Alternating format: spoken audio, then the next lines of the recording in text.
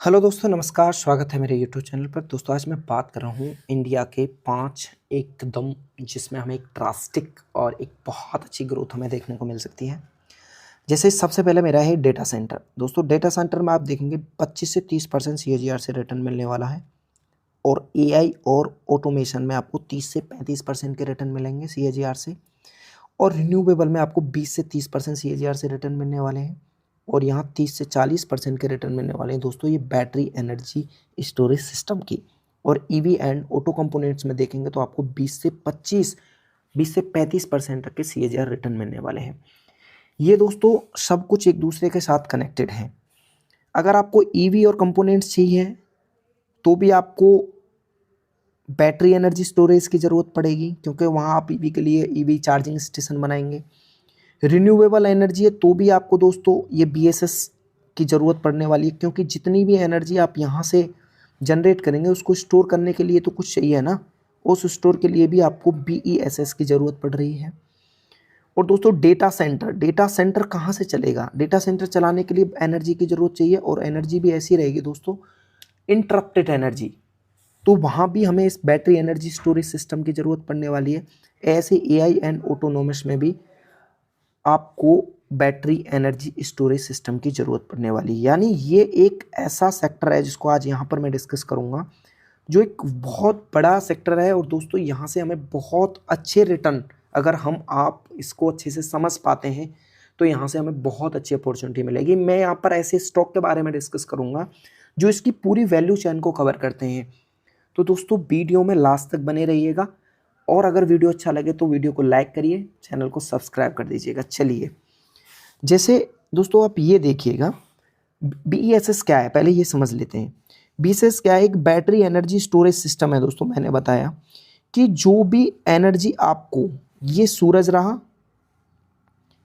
यहाँ से solar panel पर ये डायरेक्ट इसकी रेस पड़ती है।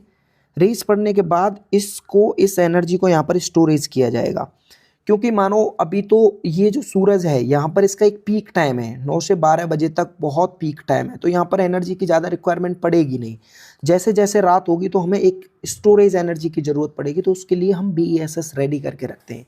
इससे क्या होगा कि जो हमारा ग्रिड इंटरप्शन था वो भी कम हो जाएगा। दोस्तों, अब बात आती है कि इंडिया किस तरह से काम कर रहा है। दोस्तों, मैंने बताया अभी, अगर मैं इसकी एक एग्जैक्ट रिपोर्ट से देखूं तो कम से कम 27% सीएजीआर से रिटर्न मिलने वाला है इसमें। और अगर मैं दुनिया में देखूं तो दुनिया में इसकी डिमांड दोस्तों 15.8 से ग्लोबली जो मार्केट है वो ग्रो करेगा सीएजीआर 15 से, और ये ग्रो करेगा 27 से। आप यहाँ से सोच सकते हैं कि इंडिया का market is one of the fastest growing world wide, यानी इससे अच्छी अपॉर्चुनिटी हमारे लिए नहीं मिलेगी। अभी समझने वाली बात यह है कि ये वैल्यू चेन आप समझिए। इसके लिए रॉ मटेरियल चाहिए, जब आप बीएसएस एक प्लांट जब रेडी करेंगे, फिर उसके बाद सेल मैन्युफैक्चरिंग कौन कंपनी कर रही है उस पर हम ध्यान देंगे, फिर बैटरी पैक असेंबली कौन करता है ये भी हमें ध्यान देने वाली बात है। उसके बाद में energy management system, charging, peak saving, grid balancing, frequency regulation, ये कौन देखेगा। पावर कन्वर्जन यानी पीसीएस, डीसी को एसी में कन्वर्ट करना, एसी को डीसी में करना, ग्रिड को सिंक्रोनाइज करना, सेफ्टी एंड प्रोटेक्शन पे ये पे कौन ध्यान देगा। EPS, engineer product procurement and construction में कौन सी कंपनी है जो प्रदर्शन कर रही हैं अभी।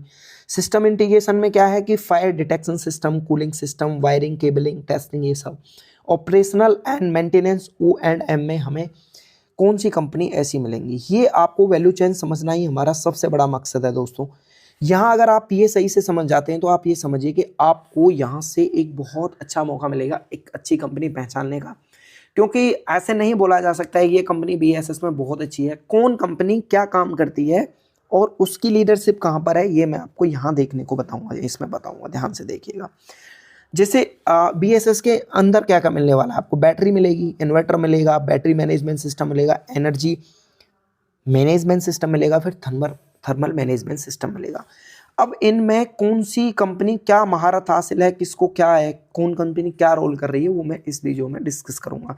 वीडियो को लास्ट तक देखते रहिएगा। दोस्तों, जैसे कि रॉ मटेरियल बना रही है, कौन सी कंपनी रॉ मटेरियल बना रही है ये हमें जानना जरूरी है। लिथियम के पास अपने पास कुछ नहीं है, निकल कोबाल्ट में भी मुझे कोई ऐसी कंपनी ऐसी नहीं मिली है जहाँ से हमको रॉ मटेरियल बड़ी इजी से मिल जाए। हाँ, ग्रेफाइट में अगर हम देखेंगे तो एक HEG लिमिटेड कंपनी है, और यहाँ पर मैग्नीज में देखेंगे तो ये एक मोबाइल लिमिटेड कंपनी आपको मिलेगी। ये एक अच्छा काम कर रही है ये वाली फील्ड में। इसके बाद दोस्तों वैल्यू चेन में आता है सेल मैन्युफैक्चरिंग। सेल मैन्युफैक्चरिंग में कौन सी कंपनी बहुत बड़ा रोल प्ले करने वाली है, आपको ये समझना बहुत जरूरी है। तो सेल मैन्युफैक्चरिंग में अगर आप देखेंगे तो आपको यहाँ पर मिलेगा इलेक्ट्रोड बनाना, सेल असेंबली करना, इलेक्ट्रोलाइट फिलिंग करना और सेल टेस्टिंग करना।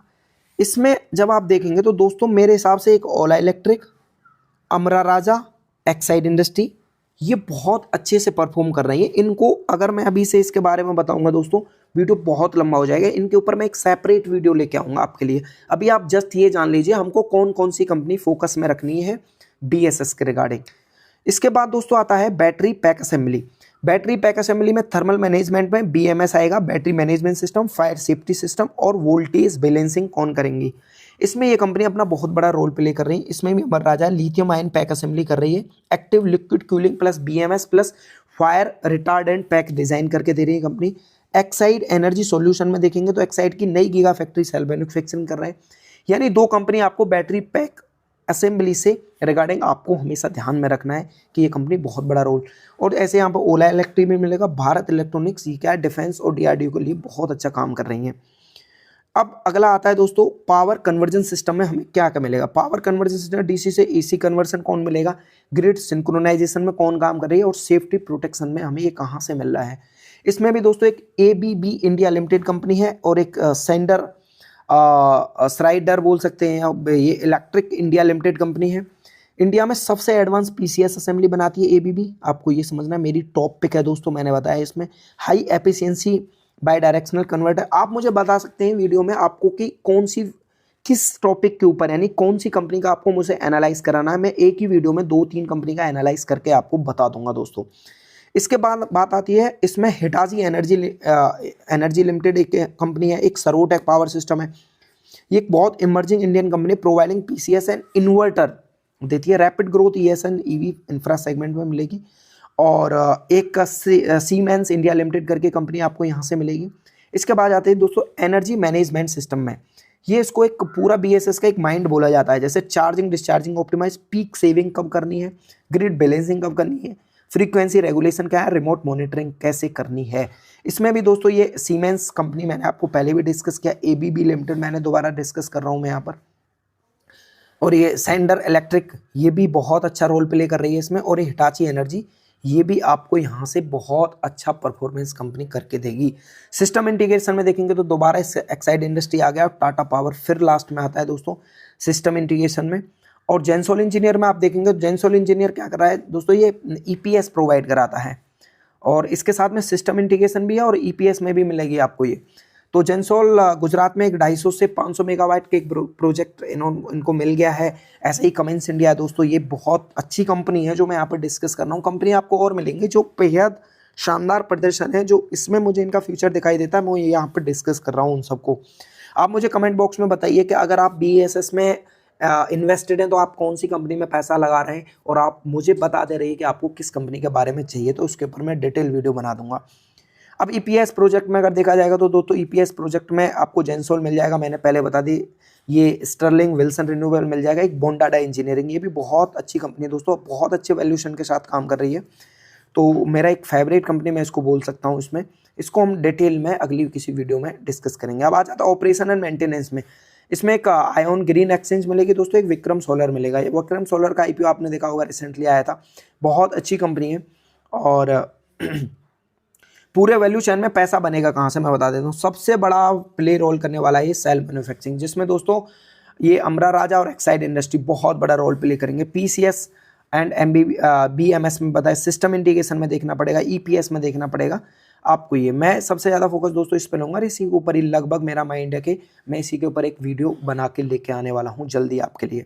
इंडिया में कौन सी लीडरशिप कंपनियां, ओला फैक्ट्री में देखा जाए तो सेल मैन्युफैक्चरिंग में अमर राजा LPP सेल प्लांट में है, ये LFP सेल्स प्लस पैक में है। वारी एनर्जी PCS प्लस इंटीग्रेशन में मिल रही है, EPS इंटीग्रेशन में ये मिल जा रही है। टाटा पावर में आपको सर्वोटेक PCS और BESS असेंबली दोनों में देखने को मिलता है। अब दूसरी बात आती है दोस्तों, गवर्नमेंट से कितना सपोर्ट मिलता है कंपनी को। देखो, एक ये वायबल गैप फंडिंग है, 5400 करोड़ रुपए दे रही है, 40% तक फंडिंग मिलेगी इसके तहत, और 13.2 गीगाबाइट की सब्सिडी टारगेट बढ़ाया गया है, जिसमें डोमेस्टिक मैन्युफैक्चरिंग और इंस्टॉलेशन बूस्ट होते हैं। इंटर स्टेट ट्रांसमिशन के लिए जो चार्जेस रहेंगे उनको माफ कर दिया गया है, और ये प्रोडक्शन लिंक इंसेंटिव है, इसके लिए 18,100 करोड़ रुपए सरकार दे रही है। और इंडिया का टारगेट 2031-32 तक मैंने देखा है 74 गीगावाट का है, जिसमें 2025 तक ये 34 गीगावाट अभी तक कंप्लीट कर चुके हैं। तो दोस्तों, ये था आज के लिए मेरा एक पूरा सेक्टर का पूरा एनालिसिस।